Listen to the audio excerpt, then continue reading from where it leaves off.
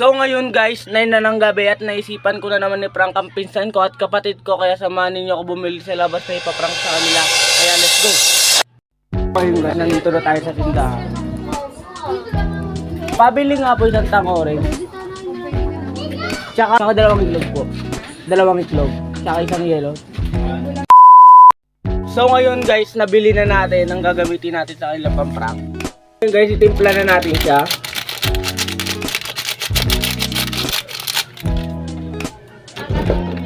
Aluin natin.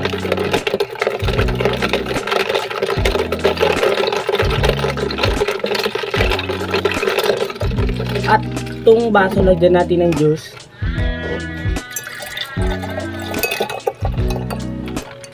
Lagyan natin ng egg.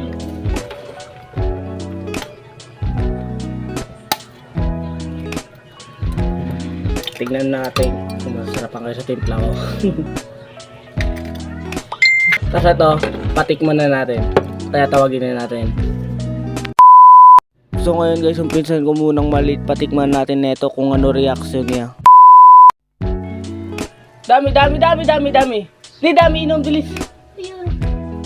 Dami, sarap yan. Itok. Ako, timpla ko. Kung masarap. Ubusin mo kung masarap.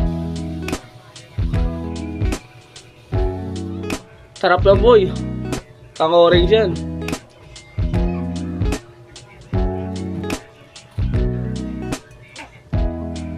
Tingnan mo sa orange yan.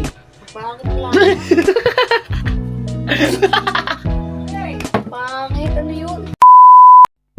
Boy, may papatikman kasi ako sa'yo na timpla ko. Diyos kung masarap ba. Ito, tikman mo itong timpla ko. Dami-dami yung pag-inom kung masarap. Bilis.